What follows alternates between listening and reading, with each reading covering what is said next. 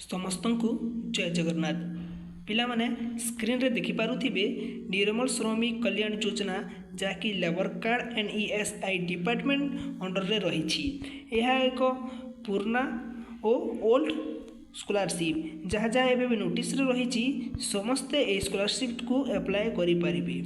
जो माने मध्य जेकोसी scholarship पूर्वर apply कर सारी से माने मध्य ए स्कॉलरशिप को अप्लाई करि पारिबे।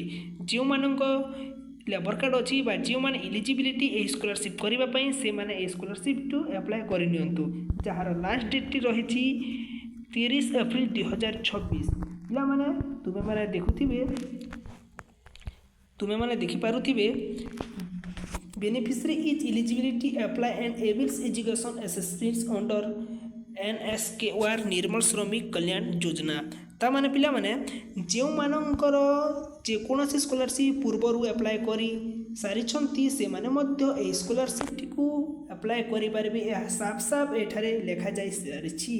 तो पिला माने देरी न करी जे माने एलिजिबिलिटी अछंती जे लेबर कार्ड अंडर थिबा निर्मल श्रमिक योजना तो से माने एहा को अप्लाई करनियंतु ओ एहा षष्ठ श्रेणी रु दशम +2 +3 ता सहित IIT PG डिग्री पिला माने मध्य ए स्कॉलरशिप को अप्लाई करि पारिबे।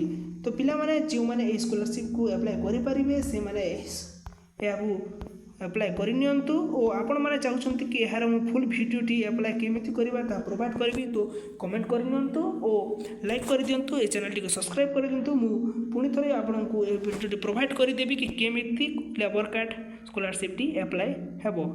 धन्यवाद। जय